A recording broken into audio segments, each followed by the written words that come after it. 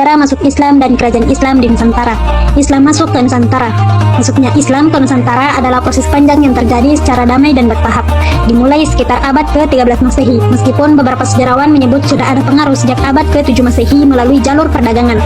Beberapa jalur dan faktor utama masuknya Islam ke Nusantara. Yang pertama, jalur perdagangan. Para pedagang Muslim dari Gujarat, Persia, Arab, dan India datang ke pelabuhan Nusantara seperti Samudra Pasai, Malaka, Persik, dan Ternate. Melalui interaksi dagang, Islam diperkenalkan kepada masyarakat lokal. Yang kedua, jalur pernikahan. Perkawinan antara pedagang Muslim dengan penduduk setempat memperkuat penyebaran Islam secara turun-temurun. Yang ketiga, jalur pendidikan dan dakwah.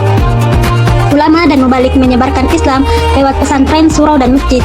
Toko Wali Songo di Jawa sangat berperan penting dalam metode dakwah yang akomodatif terhadap budaya lokal. Yang keempat, jalur kesenian dan budaya. Islam disebarkan melalui wayang, sastra, hikayat, gamelan, hingga seni arsitektur masjid. Dan yang kelima, politik dan kekuasaan. Berdirinya kerajaan Islam seperti Samudra Pasai, Malaka, Demak, Ternate, Tidore, dan Banten memperluas pengaruh Islam di Nusantara.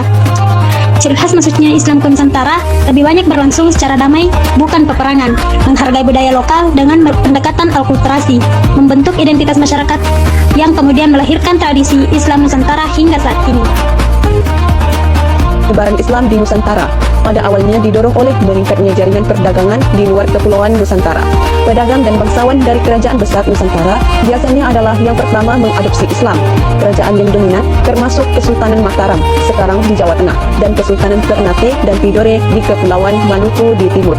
Pada akhir abad ke-13, Islam telah berdiri di Sumatera Utara. Abad ke-14 di timur Laut Malaya, Brunei, Filipina Selatan, di antara beberapa abdi kerajaan di Jawa Timur. Abad ke-15 di Malaka dan wilayah lain dari Semenanjung Malaya, sekarang Malaysia. Meskipun diketahui bahwa penyebaran Islam dimulai di sisi barat Nusantara, kepingan-kepingan bukti yang ditemukan tidak menunjukkan gelombang konversi bertahap di sekitar setiap daerah Nusantara, melainkan bahwa proses konversi ini rumit dan lambat. Kehadiran Muslim asing di Nusantara bagaimanapun tidak menunjukkan tingkat konversi pribumi Nusantara ke Islam yang besar atau pembentukan negara Islam pribumi di Nusantara. Bukti yang paling dapat diandalkan tentang penyebaran awal Islam di Nusantara berasal dari tulisan di batu nisan dan sejumlah kesaksian peziarah. Nisan paling awal yang terbaca tertulis tahun 475 Hijrah bersamaan 1082 Masehi. Meskipun milik seorang Muslim asing, ada keraguan apakah nisan tersebut tidak diangkut ke Jawa di masa setelah tahun tersebut. Bukti pertama Muslim pribumi Nusantara berasal dari Sumatera Utara. Marco Polo dalam perjalanan pulang dari Cina pada tahun 1292 melaporkan setidaknya satu kota Muslim, dan bukti pertama tentang dinasti Muslim adalah nisan tertanggal tahun 696 Hijrah bersamaan 1297 Masehi dari Sultan Malik As-Saleh, penguasa Muslim pertama Kesultanan Samudra Pasai. Dengan batu nisan selanjutnya menunjukkan diteruskannya pemerintahan Islam. Kehadiran sekolah pemikiran Syafi'i yang kemudian mendominasi Nusantara dilakukan oleh Ibnu Battuta, seorang peziarah dari Maroko tahun 1346. Dalam catatan perjalanannya, Ibnu Battuta menulis bahwa penguasa Samudra Pasai adalah seorang Muslim yang melakukan kewajiban agamanya sekuat tenaga. Mazhab yang digunakan adalah Imam Syafi'i dengan kebiasaan yang sama ia lihat di India. Kerajaan-kerajaan Islam di Indonesia. Yang pertama, Kerajaan Samudra Pasai. Kerajaan Samudra Pasai merupakan kerajaan Islam pertama di Indonesia yang berada di Sumatera. Kerajaan Samudra Pasai didirikan oleh Sultan Malik Al-Soleh dan mengalami kejayaan. Hal ini dibuktikan Kerajaan Samudra Pasai mampu memperluas wilayahnya dan menjalin hubungan perdagangan dengan bangsa Arab.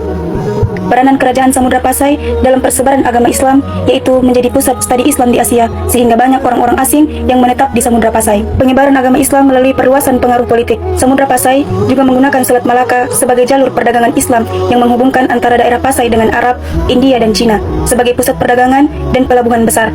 Adapun raja-raja yang pernah memerintah Samudra Pasai adalah Sultan Malik Al-Soleh, berusaha meletakkan dasar-dasar kekuasaan Islam dan berusaha mengembangkan kerajaannya.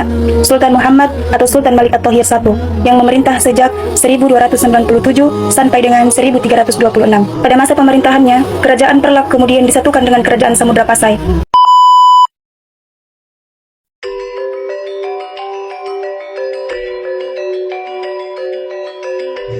1.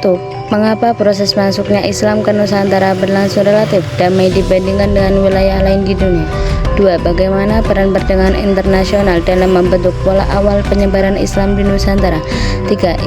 Jika Islam masuk ke Nusantara melalui jalur penaklukan, bagaimana kemungkinan dampaknya terhadap budaya lokal? 4. Analisis perbedaan peran ulama, pedagang, dan penguasa dalam proses islamisasi di Nusantara. 5. Menurut pendapatmu, faktor apa yang paling menentukan keberhasilan Islam diterima masyarakat di Nusantara? Jelaskan asalnya. Jawabannya bisa dibaca sendiri.